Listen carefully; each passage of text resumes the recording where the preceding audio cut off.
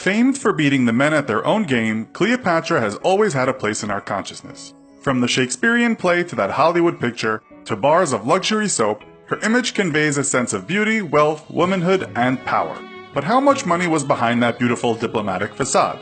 Compared to today's billionaires, is Cleopatra considered super wealthy or just stinking rich? And how do the other pharaohs fare on today's rich list? Let's find out in today's episode of the infographic show, How Rich Was Cleopatra and Other Pharaohs? Cleopatra was one of history's best-loved and well-known figures, famed for using her beauty, intellect, and wit to make political advantage. In Arabic circles, however, she is known more as a scholar than a lover and a fighter, and 400 years after her death, a statue of Cleopatra was erected at the religious center of Philae, with sub-Saharan pilgrims traveling north to Egypt to pay homage. Some historians say that she was beautiful, while others claim that she was rather plain. Some say she was war-hungry, others say scholarly, but one fact all historians do agree on, Cleopatra was totally rich. Born in 69 BC, Cleopatra was part of the Macedonian dynasty that ruled Egypt from the death of Alexander the Great in 323 BC to Cleopatra's death and Roman conquest in 30 BC. She forged political alliances and was said to have been extremely charming and able to adapt her personality to whomever she was entertaining.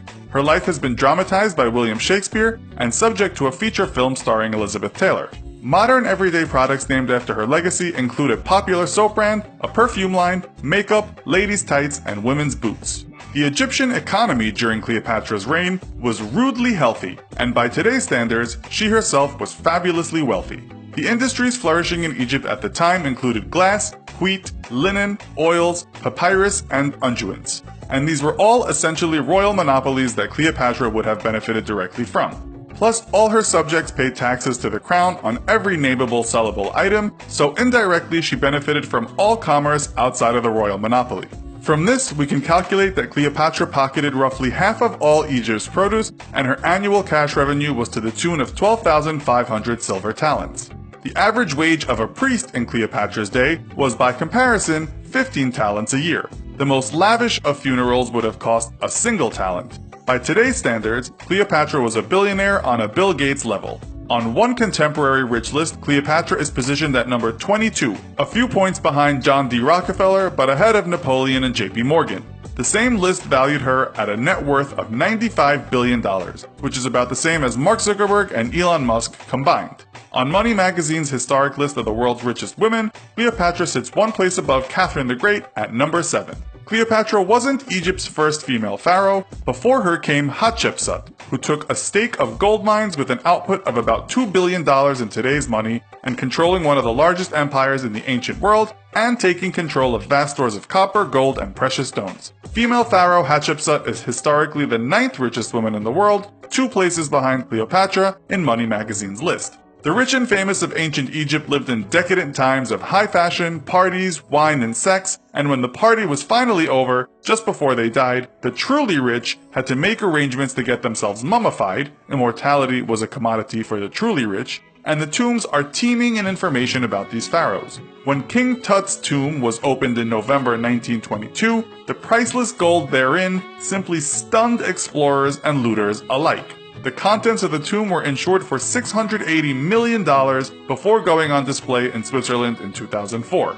Although King Tut was a relatively unknown and unimportant boy king, the discovery of the tomb did beg the question, what treasures must be contained within the tombs of the more celebrated pharaohs? Possibly the richest of the pharaohs was Amenhotep III, who led Egypt during the height of the Golden Age and has the distinction of having the most surviving statues and monuments of any of the pharaohs. Crowned as a child, Amenhotep lived in a time of great prosperity and artistic splendor when Egypt became the richest and most powerful nation in the world. So rich in fact that it was envied by the likes of Babylonia, Assyria, and Mitanni, and Amenhotep's letters show that he was not above sending gold to surrounding kings to avoid conflict. Amenhotep reinforced his position with a massive building program with monuments dedicated to the Egyptian gods, particularly Ra, the sun god, whose body is the shape of a man and whose head is that of a falcon or hawk.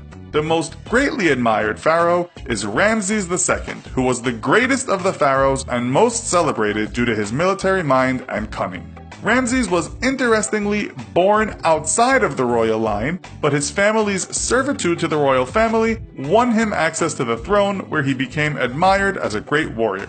Ramses lived to 96 years of age, had over 200 wives and concubines, 60 daughters, and 90 sons, and his name is inscribed on virtually every Egyptian ancient site. Ramses even built his own city with military compounds and pleasure palaces called House of Ramses, and his influence and wealth was so great that when he eventually died in 1213 BC, the people of Egypt burst into panic, as it was commonly believed that the day Ramses died, the world would end. If that isn't rich, I don't know what is. So, does Cleopatra and the other pharaohs' wealth surprise you? Let us know in the comments. Also, be sure to check out our other video called What Happens When You Die. Thanks for watching, and as always, don't forget to like, share, and subscribe. See you next time!